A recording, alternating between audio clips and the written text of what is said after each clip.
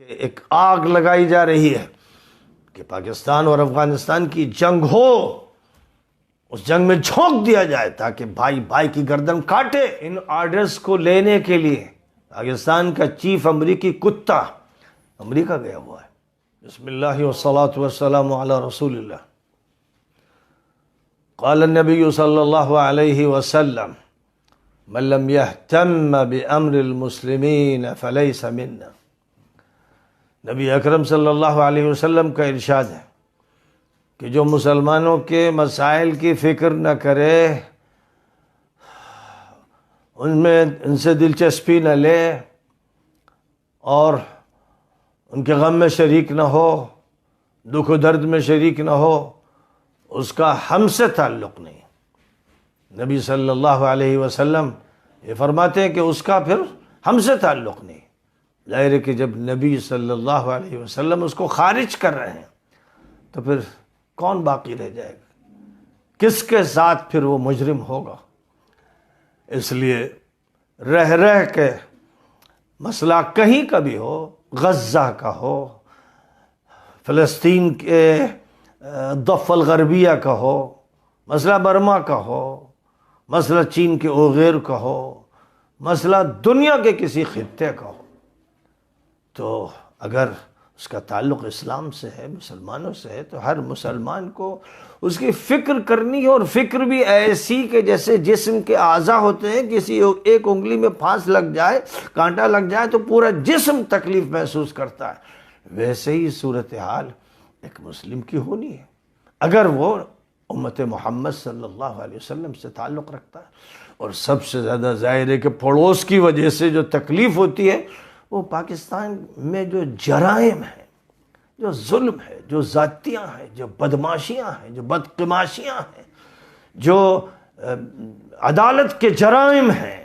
فوج کے جرائم ہیں، پولیس کے جرائم ہیں، اور جن میں سیاسی پارٹیاں شریک ہیں،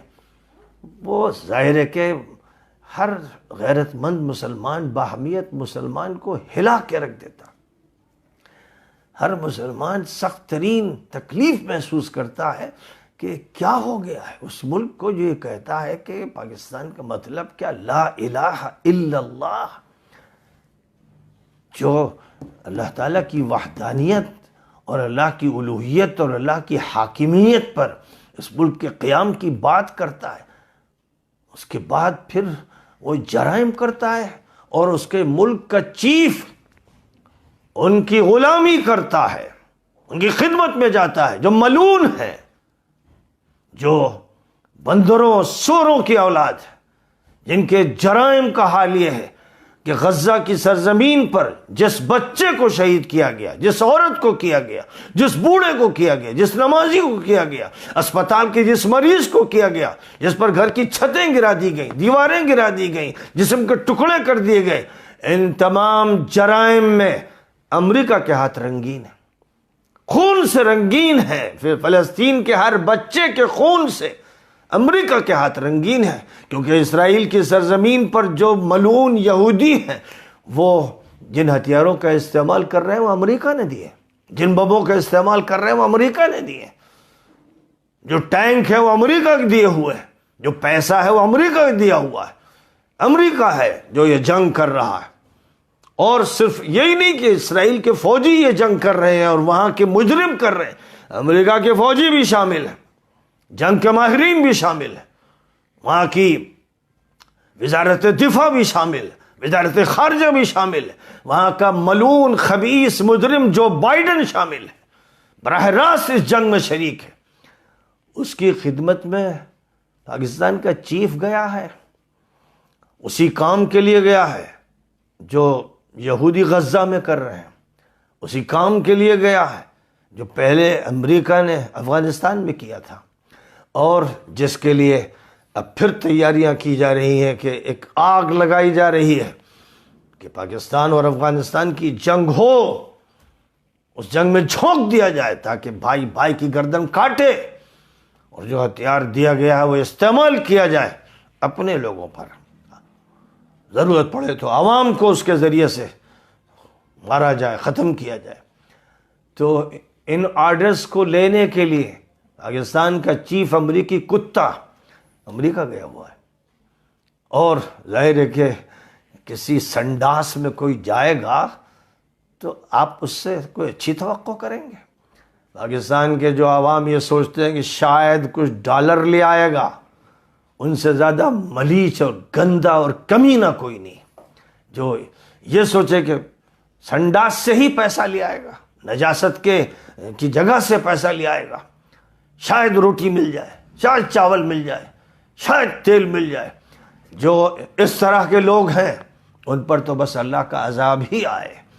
ان کے بارے میں تو یہی کہا جا سکتا ہے کہ وہ اس بات کے مستحق ہیں کہ ان پر عذاب الہی ٹوٹ پڑے، جن کی پولیس نے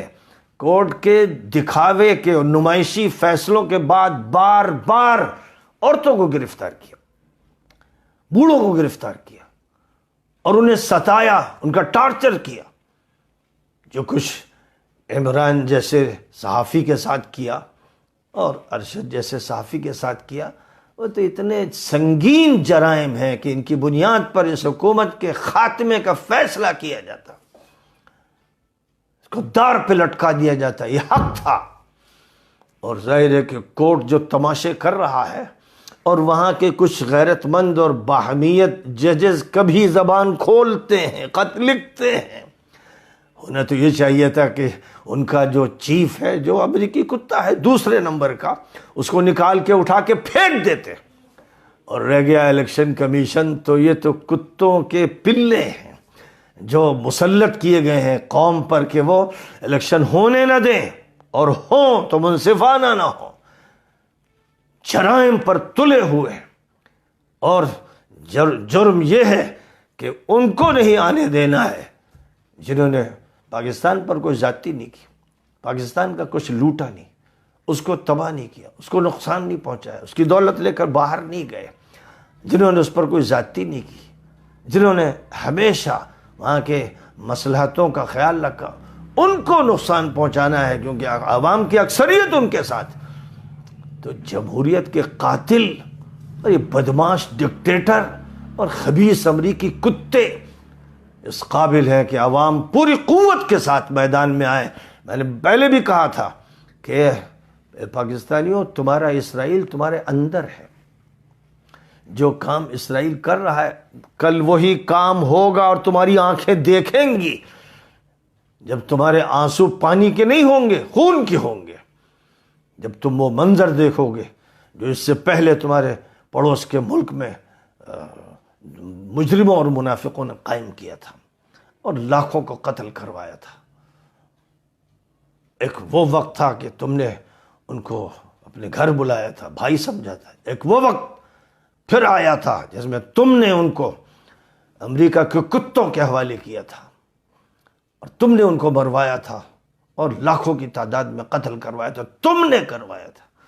دوبارہ اسی کی تیاری ہو رہی ہے۔ تمہارا چیف اسی لیے گیا ہوا ہے، تمہارے چیف اس سنڈاس سے، اس گندگی سے، اس سڑان سے اور وہاں کی غلاظتوں سے اور کوڑے کرکٹ سے اور لعنتوں سے صرف لعنت لے کر واپس آئے گا۔ اس لیے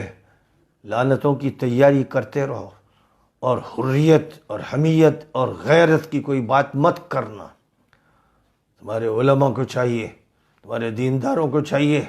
کہ ایسے مجرموں کے خلاف پوری قوت کے ساتھ کھڑے ہو جائیں کہ وہ مجرم جس ملعون کے ہاتھ رنگین ہیں فلسطین کے بچوں کے خون سے، عورتوں کے خون سے، ہماری بہنوں اور ماؤں کے خون سے،